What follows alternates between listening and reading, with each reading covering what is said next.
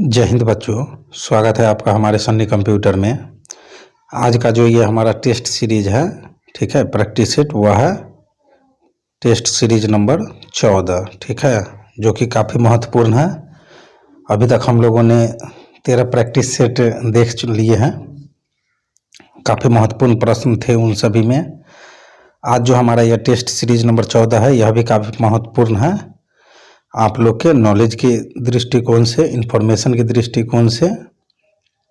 तो आप लोग एग्ज़ाम में जाने से पहले या कहीं भी जॉब करने से पहले, ठीक है, इस तरह के जवाबों को जानना आप लोगों के लिए ज़रूरी है ताकि ऑफिस में दिक्कत न हो, ठीक है। तो चलिए बिना देरी किए हुए शुरू करते हैं हम लोग, ठीक है। कंप्यूटर पर आधारित सभी परीक्षाओं के लिए यह महत्वपूर्ण होने वाला है यह प्रश्न। हमारा पहला प्रश्न कह रहा है कि डैश जो है, डैश में डाटा को रेडियो तरंगों के रूप में आदान प्रदान किया जाता है, ठीक है। तो एनालॉग सिग्नल में जो है डाटा को रेडियो तरंग के रूप में जो है आदान प्रदान किया जाता है। ऑप्शन 2 जो है हमारा वह सही आंसर है। हमारा प्रश्न संख्या 2 कह रहा है कि कंप्यूटर और कीबोर्ड के मध्य संचार डैश के चरण में शामिल है। तो कंप्यूटर और कीबोर्ड के मध्य संचार जो है वह सिंप्लेक्स में से चरण में शामिल है, ठीक है। ऑप्शन 4 जो है हमारा वह राइट आंसर हो जाएगा। प्रश्न संख्या हमारा 3 कह रहा है कि टेलीफोन ब्रॉडकास्ट किस प्रकार के ट्रांसमिशन का उपकरण है। तो टेलीफोन ब्रॉडकास्ट जो है वह हाफ डुप्लेक्स, ठीक है, ट्रांसमिशन का उदाहरण है। ऑप्शन 2 हमारा सही आंसर हो जाएगा। प्रश्न संख्या 4 हमारा कह रहा है कि हाफ डुप्लेक्स क्या है। तो हाफ डुप्लेक्स जो है वह है संचार की एक विधि है, ठीक है। ऑप्शन 1 हमारा राइट आंसर हो जाएगा, यानी संचार की विधि को हम लोग हाफ डुप्लेक्स कह सकते हैं। चलिए आगे बढ़ते हैं। प्रश्न संख्या हमारा 5 कह रहा है कि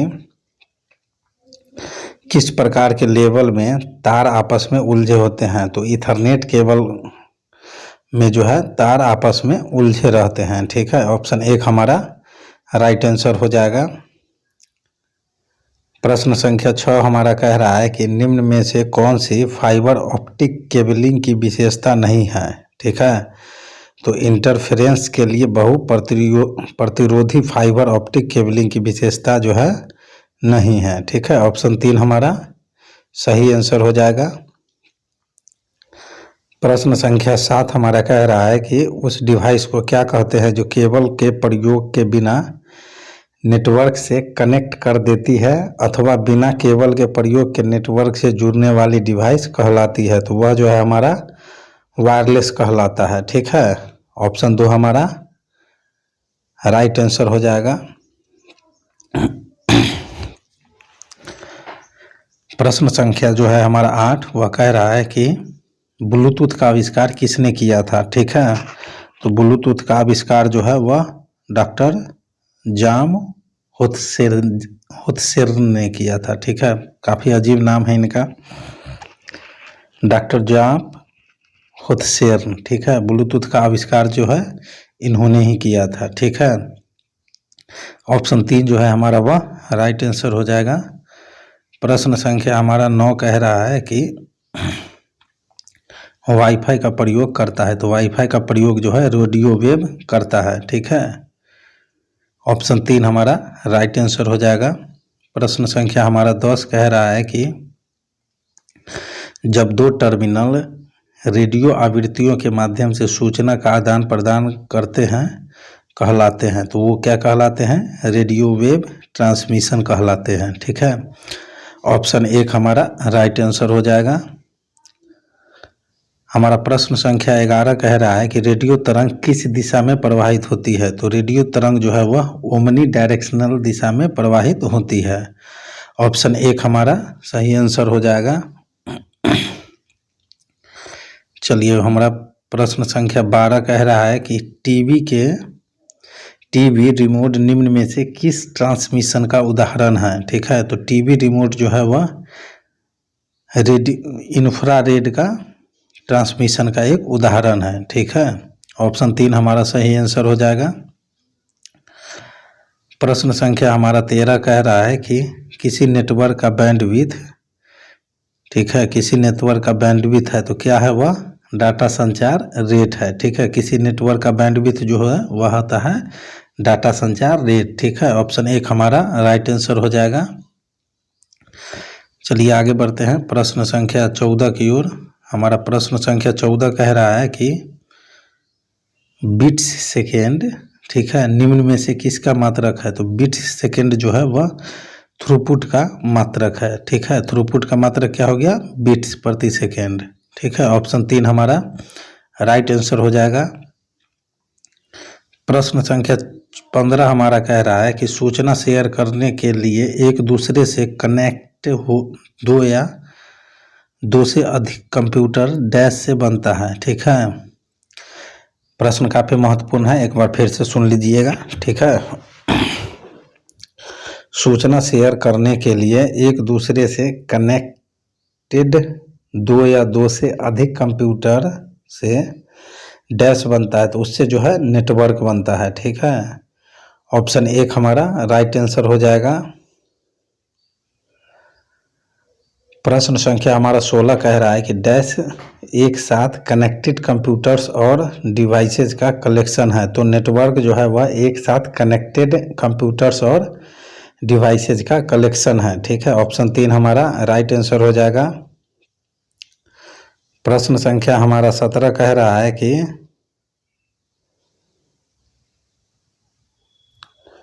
पर्सनल कंप्यूटर्स डैश बनाने के लिए एक साथ कनेक्ट किए जाते हैं। तो पर्सनल कंप्यूटर जो है वह नेटवर्क बनाने के लिए एक साथ कनेक्ट किए जाते हैं, जा सकते हैं। ठीक है, ऑप्शन 4 हमारा जो है वह राइट आंसर हो जाएगा।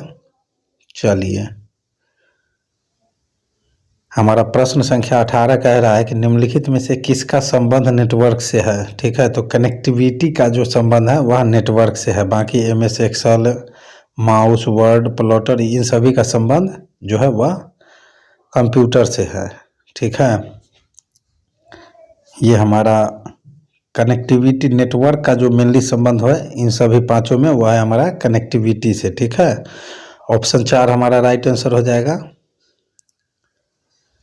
प्रश्न संख्या हमारा 19 कह रहा है कि नोटबुक से डेस्कटॉप मॉडल का काम लेने के लिए नोटबुक को डैश से कनेक्ट कर उसे मॉनिटर और दूसरे उपकरणों से कनेक्ट किया जा सकता है तो वह है नेटवर्क। ठीक है, यानी नोटबुक से डेस्कटॉप मॉडल का काम कर लेने के लिए नोटबुक को जो है नेटवर्क से कनेक्ट कर उसे मॉनिटर और दूसरे उपकरणों से कनेक्ट किया जा सकता है। ठीक है, ऑप्शन 4 जो है हमारा वह राइट आंसर हो जाएगा। प्रश्न संख्या हमारा 20 कह रहा है कि कंप्यूटर नेटवर्क में कौन से प्रकार का संसाधन सामान्यतः शेयर किया जाता है। तो कंप्यूटर नेटवर्क में जो है वह प्रिंटर्स, ठीक है, शेयर किया जाता है। ऑप्शन 1 हमारा राइट आंसर हो जाएगा। प्रश्न संख्या हमारा 21 कह रहा है कि लैन किसका लघु रूप है। तो लैन जो है वह लोकल एरिया नेटवर्क का लघु रूप है। ठीक है, ऑप्शन 4 हमारा राइट आंसर हो जाएगा। प्रश्न संख्या हमारा 22 जो है वह कह रहा है कि निम्न में से कौन सा एक छोटा सिग्नल साइट नेटवर्क है। तो लैन जो है हमारा वह एक छोटा सिग्नल साइट नेटवर्क है। ठीक है, ऑप्शन 1 हमारा राइट आंसर हो जाएगा। प्रश्न संख्या हमारा 23 कह रहा है कि उस नेटवर्क का नाम क्या है जो केवल कॉलेज परिसर तक सीमित है। ठीक है, तो उस नेटवर्क का नाम है जो कॉलेज परिसर तक ही सीमित रहता है, लोकल एरिया नेटवर्क। ठीक है, ऑप्शन 3 हमारा राइट आंसर हो जाएगा। प्रश्न संख्या हमारा 24 कह रहा है कि लैन से जुड़े कंप्यूटरों में निम्नलिखित में से कौन सी विशेषता होती है। तो लैन से जुड़े कंप्यूटरों में जो है वह विशेषता यह है कि इसके माध्यमों से सूचना तथा या पेरिफेरल्स इक्विपमेंट को शेयर किया जा सकता है। ठीक है, ऑप्शन 3 हमारा सही आंसर हो जाएगा। प्रश्न संख्या हमारा 25 कह रहा है कि डैश एक बहुत ही सीमित भौगोलिक क्षेत्र सामान्यतः एक ही बिल्डिंग में पर्सनल कंप्यूटर को टिपिकली कनेक्ट करता है, लैन कहलाता है। ठीक है, ऑप्शन 1 हमारा राइट आंसर हो जाएगा। प्रश्न संख्या हमारा 26 कह रहा है कि बैंकों द्वारा उपलब्ध कराई गई एटीएम की सुविधा किस नेटवर्किंग का उदाहरण है। तो बैंकों द्वारा उपलब्ध कराई गई एटीएम की सुविधा जो है वह वैन नेटवर्किंग द्वारा का उदाहरण है। ठीक है, ऑप्शन 2 हमारा सही आंसर हो जाएगा। प्रश्न संख्या हमारा 27 कह रहा है कि टेलीफोन लाइनों में प्रयुक्त होने वाला नेटवर्क है। तो टेलीफोन लाइनों में प्रयुक्त होने वाला नेटवर्क कौन सा है? वैन है। ठीक है, ऑप्शन 2 1 हमारा राइट आंसर हो जाएगा। प्रश्न संख्या हमारा 28 कह रहा है कि बड़े पैमाने पर भौगोलिक रूप से अलग अलग फैले हुए ऑफिस लैंस एक कॉरपोरेट डैश के उपयोग से कनेक्ट किए जा सकते हैं। तो वह जो है वैन के उपयोग से कनेक्ट किए जा सकते हैं। ठीक है, ऑप्शन 4 हमारा सही आंसर हो जाएगा।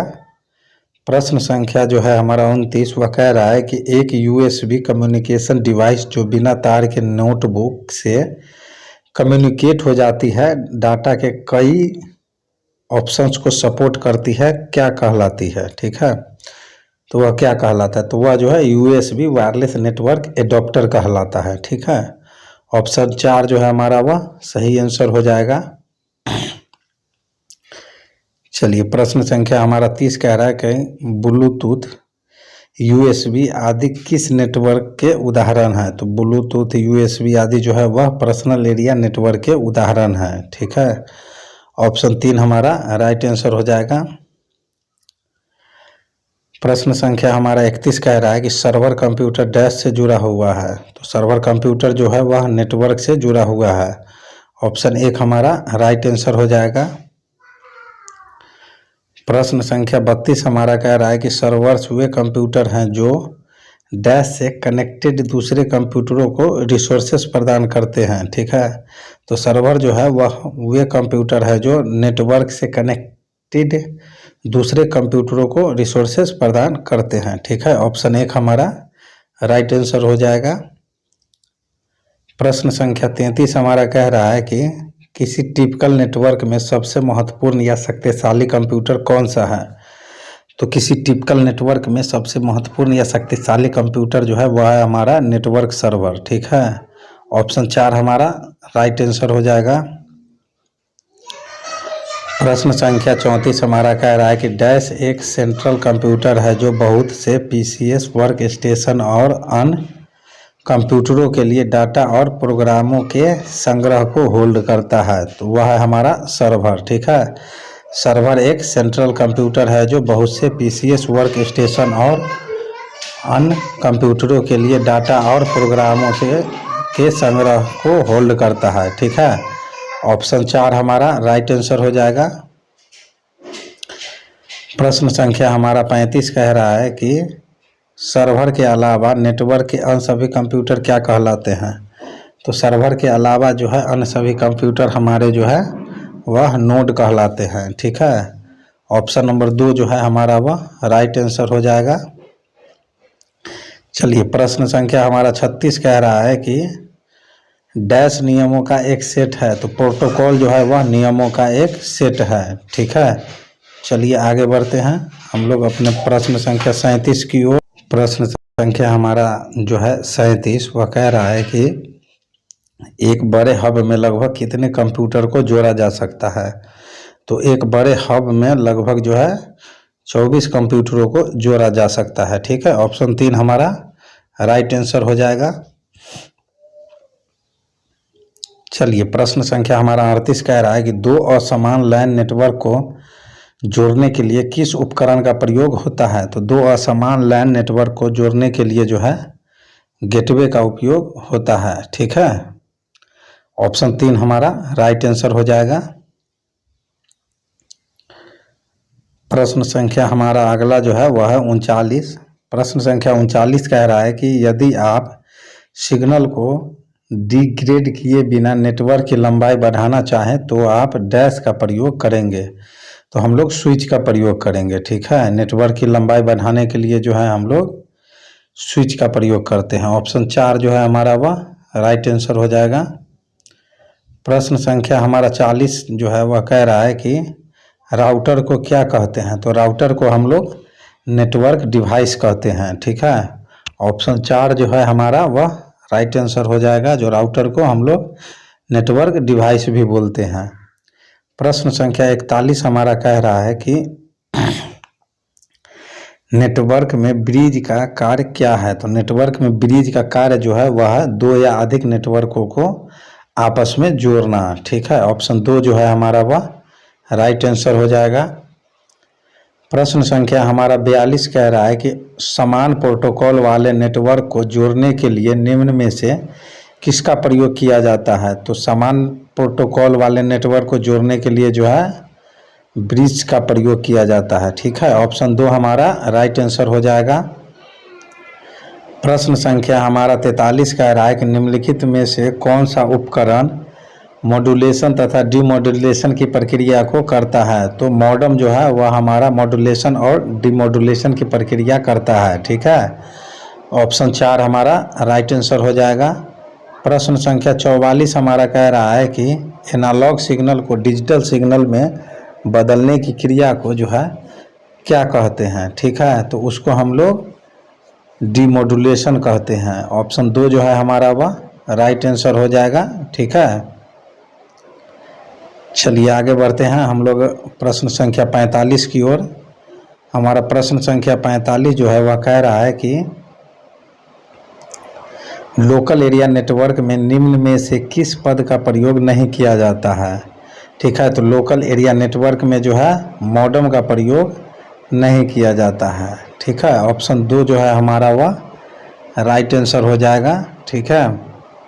चलिए हमारा प्रश्न संख्या 46 कह रहा है कि कंप्यूटर और फ़ोन के बीच की भिन्नता का मिलान करने वाली डिवाइस कौन सी है?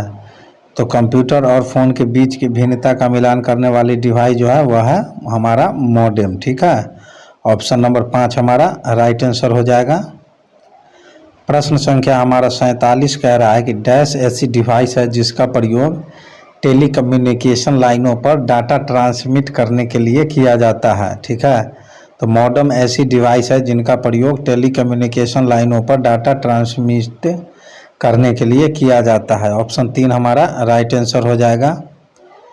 प्रश्न संख्या 48 हमारा कह रहा है कि नेटवर्क में कंप्यूटरों को जोड़ने की भौगोलिक व्यवस्था क्या कहलाती है? तो नेटवर्क में कंप्यूटरों को जोड़ने की भौगोलिक व्यवस्था जो है वह टोपोलॉजी कहलाती है, ठीक है। ऑप्शन 1 हमारा राइट आंसर हो जाएगा। प्रश्न संख्या हमारा 49 कह रहा है कि डैश टोपोलॉजी में नेटवर्क कंपोनेंट एक ही केबल से कनेक्ट किए जाते हैं। तो बस टोपोलॉजी में नेटवर्क कंपोनेंट एक ही केबल से कनेक्ट किए जाते हैं, ठीक है। ऑप्शन 3 हमारा राइट आंसर हो जाएगा। प्रश्न संख्या 50 हमारा कह रहा है कि कंप्यूटर में बस से क्या अभिप्राय है? तो कंप्यूटर में बस से अभिप्राय यह है कि केवल कुछ लाइनें, ठीक है। ऑप्शन 2 हमारा जो है वह राइट आंसर हो जाएगा। प्रश्न संख्या हमारा 51 जो है 51 नंबर वह कह रहा है कि किसी सिस्टम बोर्ड पर विभिन्न इलेक्ट्रॉनिक अवयवों में संचार का समर्थन करने वाले पथों को क्या कहते हैं? तो उसे हम लोग बस लाइंस कहते हैं, ठीक है। ऑप्शन 4 हमारा राइट आंसर हो गया। प्रश्न संख्या हमारा 52 कह रहा है कि ईथरनेट प्रयोग करता है। तो ईथरनेट क्या प्रयोग करता है? बस टोपोलॉजी प्रयोग करता है, ठीक है। ऑप्शन 1 हमारा राइट आंसर हो जाएगा। प्रश्न संख्या हमारा 52 जो 53 है वह कह रहा है कि हब डैश नेटवर्क से संबंधित है। तो हब जो हमारा है वह स्टार नेटवर्क से संबंधित है। ऑप्शन 3 हमारा राइट आंसर हो जाएगा। प्रश्न संख्या 54 हमारा कह रहा है कि वह टोपोलॉजी जहां प्रत्येक नोड अन्य 2 नोड से जुड़ी होती है रिंग कहलाती है, ठीक है। ऑप्शन 2 जो है हमारा वह राइट आंसर हो जाएगा। प्रश्न संख्या हमारा 55 कह रहा है कि सर्कुलर नेटवर्क में किस प्रकार की टोपोलॉजी प्रयोग की जाती है? तो सर्कुलर नेटवर्क में जो है वह रिंग टोपोलॉजी प्रयोग की जाती है, ठीक है। ऑप्शन 1 हमारा राइट आंसर हो जाएगा। प्रश्न संख्या हमारा 56 कह रहा है कि पूर्णतः अंतर संयोजित नेटवर्क टोपोलॉजी के लिए एक अन्य नाम है। तो उसका नाम है मैश टोपोलॉजी। ठीक है, ऑप्शन 1 हमारा राइट आंसर हो जाएगा। प्रश्न संख्या हमारा 57 कह रहा है कि उस नेटवर्क टोपोलॉजी का क्या नाम है जिसमें प्रत्येक संभावित नोड में द्विदिशीय, ठीक है, लिंक है, तो उसको हम लोग मैश कहते हैं। ठीक है, ऑप्शन 4 जो है हमारा वह राइट आंसर हो जाएगा। प्रश्न संख्या हमारा 58 नंबर कह रहा है कि कौन सी उच्चतम विश्वसनीयता टोपोलॉजी है, तो मैश टोपोलॉजी जो है वह उच्च विश्वसनीयता टोपोलॉजी है। ठीक है, इसका ठीक ठाक रेशियो है, तो ऑप्शन 1 जो है हमारा वह राइट आंसर हो जाएगा। प्रश्न संख्या हमारा 59 नंबर कह रहा है कि P2P, ठीक है, एक डैश एप्लीकेशन आर्किटेक्चर है, तो P2P एक जो है डिस्ट्रीब्यूटेड एप्लीकेशन आर्किटेक्चर है। ठीक है, ऑप्शन 2 हमारा राइट आंसर हो जाएगा। प्रश्न संख्या हमारा 60 नंबर जो है वह कह रहा है कि OSI का पूर्ण नाम है, तो OSI का पूर्ण नाम जो है वह है ओपन सिस्टम इंटरकनेक्शन। ठीक है, ऑप्शन 1 हमारा राइट आंसर हो जाएगा। प्रश्न संख्या हमारा 61 जो है वह कह रहा है कि OSI मॉडल में डैश लेयर्स होती है, तो OSI मॉडल में जो है वह 7 लेयर्स होती है। ऑप्शन 1 हमारा राइट आंसर हो जाएगा। प्रश्न संख्या हमारा 62 कह रहा है कि OSI की फिजिकल लेयर पर कौन सी डिवाइस ऑपरेट होती है, तो OSI की फिजिकल लेयर पर जो है रिपीटर डिवाइस ऑपरेट होती है। ऑप्शन 3 हमारा राइट आंसर हो जाएगा। प्रश्न संख्या हमारा 63 कह रहा है कि दो नेटवर्क के बीच संपर्क के लिए एजेंट का कार्य कौन करता है, तो दो नेटवर्कों के बीच संपर्क के लिए एजेंट का कार्य जो है वह नेटवर्क लेयर करता है। ठीक है, ऑप्शन 1 हमारा राइट आंसर हो जाएगा। प्रश्न संख्या 64 हमारा कह रहा है कि OSI की कौन सी लेयर डाटा के पैकेटों को स्वतंत्र से गंतव्य तक पहुंचाती है, तो वह हमारा नेटवर्क लेयर। ठीक है, ऑप्शन 3 हमारा राइट आंसर हो जाएगा।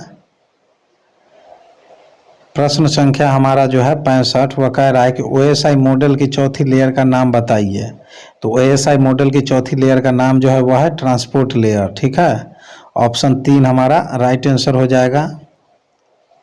प्रश्न संख्या हमारा 66 कह रहा है कि इंक्रिप्शन तथा डिक्रिप्शन OSI की किस लेयर से के फंक्शन है, तो वह जो है हमारा प्रेजेंटेशन लेयर के फंक्शन है। ठीक है, ऑप्शन 3 हमारा राइट आंसर हो जाएगा।